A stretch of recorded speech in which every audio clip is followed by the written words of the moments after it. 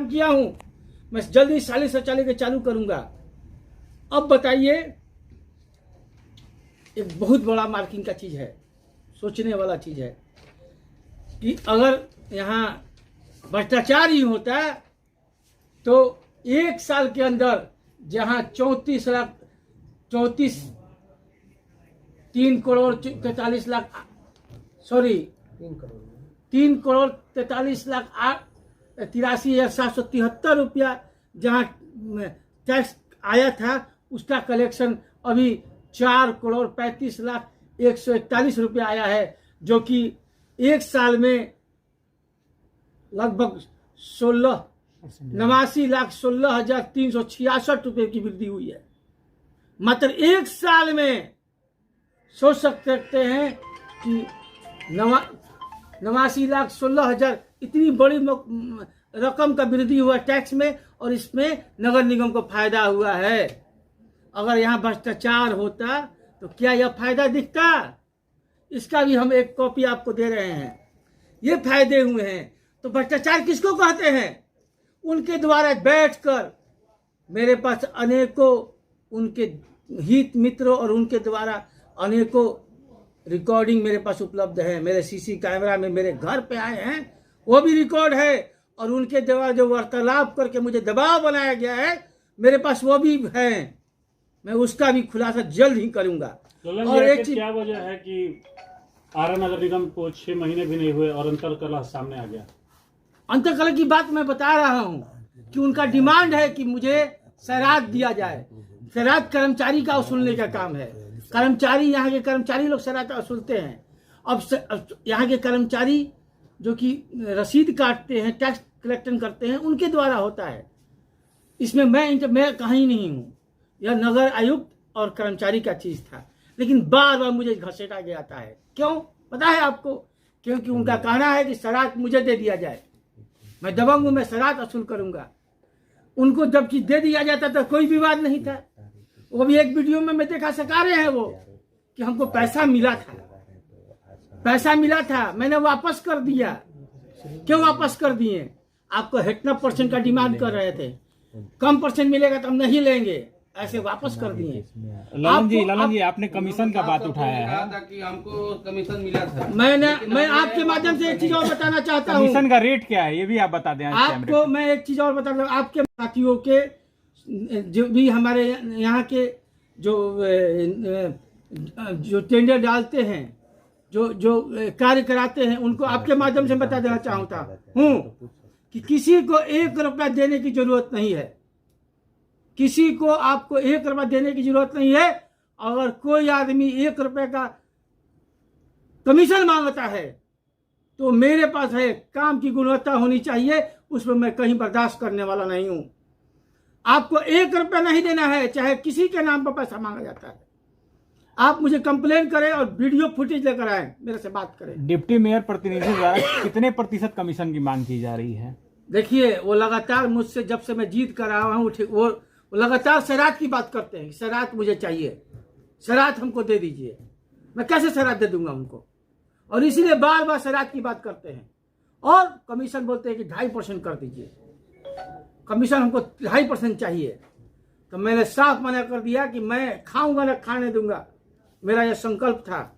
मुझे 1 रुपया नहीं चाहिए किसी की तरफ से, लेकिन काम सही होना चाहिए। मैं सब आपके माध्यम तमाम से जो यहाँ कार्य करने वाले लोग हैं, सबको कहता हूं कि मुझे किसी को 1 रुपया देने की जरूरत नहीं है। आप काम कराइए, और किसी तरह का कोई डिमांड उनके द्वारा आता है तो मैं वहां खड़ा रहूंगा उनके साथ। ललन जी, डिप्टी मेयर प्रतिनिधि के द्वारा एक और मामला उठाया गया है टेंडर प्रक्रिया में बिल्कुल गड़बड़ी का, जिसको लेकर फुटेज की मांग उनके द्वारा की गई थी, अभी तक उपलब्ध बिल्कुल नहीं कराया गया। अभी उनके ही बात कर रहा हूँ। आपको बता, एक चीज ज्ञात होना चाहिए कि टेंडर की जो प्रक्रिया होती है वो सरकार के द्वारा कुछ ऊंचे पदाधिकारी को बुलाकर जो टेंडर होते हैं। यहाँ कुछ दिन पहले टेंडर हुआ था, और उसमें टेंडर की प्रक्रिया में थोड़ा सा प्रकाश देना चाहेंगे। किसी भी टेंडर के उसमें पहले टेक्निकल होता है, दूसरे बार फाइनेंशियल बिड होता है। टेक्निकल में कार्य की क्षमता संबंधित कागजात मांगे जाते हैं। इसमें संस्थाएं जो टेंडर की प्रक्रिया हुई उसमें 4 संस्थाएं ने पार्टिसिपेट किया, 4 लोग चुने गए। इसके बाद वित्तीय में यह देखा जाता है कि कौन सी संस्था नगर निगम के सबसे कम पैसे पर काम करने के लिए तैयार है, और ये जो प्रक्रिया होता है पूरा ऑनलाइन है, इसमें कोई झुठला नहीं सकता है। बहुत सारे लोग बीट डाले थे, 4 लोग चुने गए थे, और 4 लोग में जो थे, ये प्रक्रिया जो हुई थी टेंडर में, नगर आयुक्त के द्वारा डीएम साहब से एक प्रतिनिधि का डिमांड किया गया था, और डीएम साहब ने लेखा पदाधिकारी श्याम किशोर साहब को इस डिप्यूट की थी। यहाँ पे श्याम किशोर पदाधिकारी को डीएम साहब ने ही भेजा था उस टेंडर को कराने के लिए, और उसमें डिप्टी मेयर का कहना था कि सबसे ज्यादा जो पैसा दे रहा है, जो सबसे ज्यादा रेट दिया है चारों में, आप ललन जी और नगर आयुक्त साहब उसी को दे दीजिए। तो मैं उनकी बात को कैसे मानता, या फिर जो नगर आयुक्त साहब कैसे मानते, डीएम साहब क्या मान जाते क्या कि सबसे ज्यादा जिसका रेट है, सफाई कर्मी का सबसे ज्यादा जो रेट है उसको हम लोग टेंडर दे दें? ये संभव था क्या? और वो जो कम रेट डाले थे जिनको अभी टेंडर हुई है, वो क्या वो हमको छोड़ देते क्या? क्या आपको लगता है कि डिप्टी मेयर या उनके प्रतिनिधि को अभी उनके अधिकार और उनके कार्यक्षेत्र के बारे में कोई जानकारी नहीं है, अनर्गल बयान जारी कर रहे हैं? बिल्कुल, उनको कोई कागज से मतलब नहीं है। उनको द्वारा जो दबंग टाइप के लोग उनके साथ जुड़े हैं, उनको वो जो कहते हैं वो सुनते हैं। आप वीडियो में जो उनका वीडियो जारी हुआ है, आप देखिए उनके बगल में कौन बैठे हैं, जिन पर करोड़ों अरबों रुपए का घोटाला है, पूरा उनको वही डील कर रहे हैं। मैं बार बार नहीं चाहता था इन सब बात को चर्चा में लाने के लिए, क्योंकि वो भी भाजपा से आते थे। मेयर बात उठाई, राजा तिवारी, रूबी तिवारी के वार्ड की बात उठाई। 6 महीने आपने वेट किया कि शहर का कार्य प्रभावित होगा, लेकिन अब जब आर पार की लड़ाई शुरू हो गई है तो यहाँ मेयर के स्तर से पहला FIR कब लॉन्च किया जा रहा है, ये बताइए। देखिए, मैं तो पहले ये सोचा था कि पुराने कार्यों में भीड़ जाऊंगा तो शहर का विकास नहीं होगा, लेकिन यहाँ तो अब तो मजबूरी हो गया है। वो चाहते हैं वैसे मैं कर नहीं सकता। जनता ने मुझे जिताया है भाई, जनता ने वोट देकर जिताया है मुझे, और मैं जनता को पैसा को ऐसे लूटने नहीं दूंगा। चाहे मेरी जान चली जाए, लेकिन मैं जनता का पैसा को लूटने नहीं दूंगा। मैं सबके सामने कह रहा हूं, और चाहे उसके लिए मुझे जो भी करना वो करूंगा, लेकिन जनता का पैसा उनको लूटने नहीं दूंगा। मैं तो ये समझता था कि हमारे पार्टी से आते हैं, पार्टी से रिश्ता रखते हैं, तो मैं उनको बारे में अगर जनता से कहूंगा तो मेरी पार्टी की बदनामी होगी। लेकिन जब बार बार उंगली उठाया जाने लगा तो मैं वो फुटेज भी दूंगा और रिकॉर्डिंग भी दूंगा आप लोगों को। क्या आपने इस संदर्भ में अपने वरीय जनप्रतिनिधि यानी कि सांसद और विधायक से भी इस बात को लेकर जिक्र किया, चूंकि आप चारों लोग एक ही दल से प्रतिनिधित्व करते हैं? देखिए, मैंने अभी चूंकि उनके द्वारा उनके बिना जानकारी दिए इस तरह का बात मीडिया में आए, तो मेरा भी फर्ज बनता कि नहीं तो मुझे जनता समझ लेगा कि ये भी गलत है। तो मैंने अपनी बातों को रखना मुझे जरूरी समझ में आया। उसके बाद अगला आवेदन मैं SP साहब और DM साहब को दूंगा, और उसके बाद हमारे विधायक और सांसद को भी ये आवेदन दूंगा।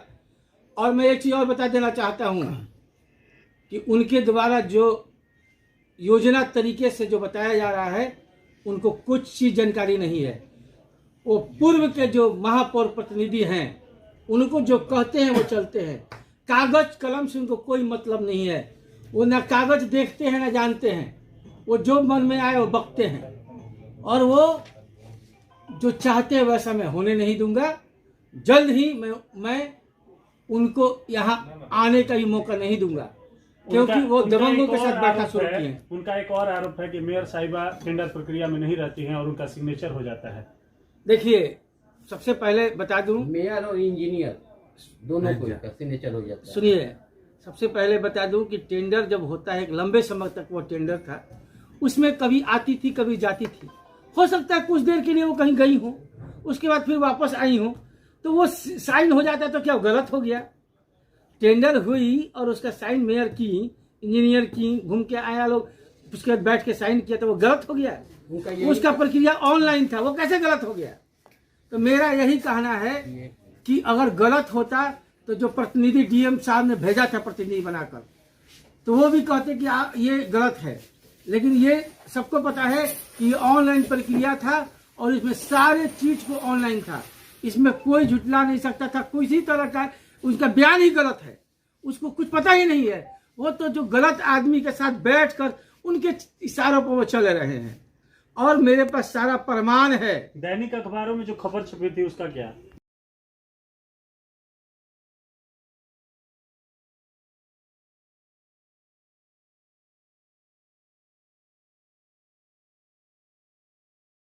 तो क्या उप महापौर प्रतिनिधि सरोज सिंह के द्वारा दी जा रही या फिर उनके गुरगेट के द्वारा? देखिए, मुझे जान से मारने की धमकी मिली है, एसपी साहब को ही पता ही है।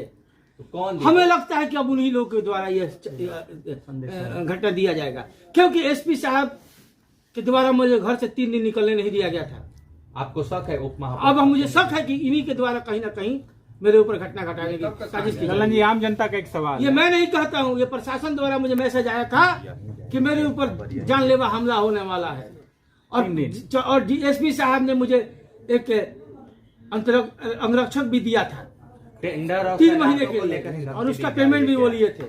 लेकिन अब मुझे शक हो रहा है कहीं ना कहीं इनके द्वारा ही मुझे जानलेवा हमला टेंडर और सैरातों को लेकर धमकी दी जा रही है कोई और? बिल्कुल, मुझे शुरू से ही, प्रथम दिन से ही, जितने आने के बाद जब हम लोगों ने इस ऑफिस में, कार्यालय में बैठना शुरू किया, तब से ही मुझे इस तरह एक आम जनता का सवाल है। 6 महीने आप गद्दी पर बैठे, जनता सवाल आपसे ही पूछेगी, अगर शहर में बारिश होती है तो महापौर या महापौर प्रतिनिधि कितने ऐसे जलमग्न क्षेत्र हैं जिनके डूबने की ना गारंटी ले रहे हैं कि वो शहर में इस बार नहीं डूबेंगे, क्योंकि आरा शहर हर बार डूबता है। देखिए, आरा शहर में तो लगातार मैं कार्य कर रहा हूँ जी। अनेकों ऐसे नाले का उड़ाई से आप समझ सकते हैं कि कितनी प्राथमिकता से मैंने उस पर ध्यान दिया। लेकिन अभी जो प्रॉब्लम आएगा, जो नहर देख रहे हैं आप, नहर में माननीय आरके सिंह के द्वारा पक्कीकरण हो रहा है, वैसे इलाकों में मैं डूबने से नहीं बचा पाऊंगा, क्योंकि उस पक्कीकरण, मैं डीएम से बात करने वाला था, हम लोग जाने भी वाले थे, लेकिन चूंकि मैंने उनके वीडियो देखकर सोचा कि पहले मैं प्रेस कॉन्फ्रेंस कर लूँ, उसके बाद डीएम साहब का जाऊँगा। कल मैं डीएम साहब का जाऊँगा, और वैसे नहर वाले जो इलाके हैं वहाँ के लोग को प्रॉब्लम आएगा, क्योंकि वो सारे पाइप जो नहर में पानी गिरते थे वो पाइप टूट चुके हैं, तो वैसे वहाँ पर वो प्रॉब्लम आ सकता है, जल जमा हो सकता है। आरके सिंह ने बोला था जो घोटाला के बारे में, उस पर क्या जाती है? देखिए, मैंने बार बार जिला प्रशासन से, जैसे आरके सिंह डीएम को भी कहा था कि अरेस्टिंग करो, बार बार जिला प्रशासन मैं भी मांग करता हूँ, आपके माध्यम से मांग कर रहा हूँ कि जो घोटाले हुए थे उस घोटाले का सर जांच कराइए प्लीज। और जांच, अभी मात्र एक घोटाले का जांच हुआ है और बहुत बड़ा विलंबन, बहुत पैसे का घोटाला हुआ है। सारे अगर जांच हो जाएंगे तो बहुत लोग जेल चले जाएंगे। तो मैं मांग करता हूं आपके माध्यम से, क्योंकि जांच नहीं हो रहा तो ऐसे लोगों का मनोबल बढ़ रहा है। इसमें हमारे डिप्टी मेयर साहब का भी मन बढ़ा है। आप एक चीज और बता दूं, मेरे वार्ड पार्षद साथी ने मुझे बताया कि वहां पर पूर्व मेयर प्रतिनिधि बोल रहे हैं कि विभागीय काम मैं 3 महीना में 400 करा दिया था। क्या हो गया मुझ पर? वैसे वो असर देते हैं, क्या हो गया था मुझ पे? तो ये क्यों नहीं कराते हैं? मैं एक भी विभागीय काम नहीं कराऊंगा। विभागीय काम में ही घोटाला होता है। जब प्रशासनिक, चाहे कभी भी बहुत इमरजेंसी होगा कि उस वहां पर जल जमाव हो गया हो या कोई बहुत इमरजेंसी कार्य होगा, वही काम केवल विभागीय होगा। बाकी उनके द्वारा जो 400 काम करके और उसमें से 300 काम का पैसा निकल गया और कोई काम नहीं हुआ, ऐसा काम मेरे रीजन में नहीं होगा। और वो सरोज सिंह एक चीज जान लें कि आप मुझे फांसी दे देंगे फिर भी मैं विभागीय काम आपको नहीं होने दूंगा। आप मुझे फांसी दे दें, लेकिन आप सोच रहे हैं कि विभागीय काम करा लेंगे, ये मैं होने नहीं दूंगा।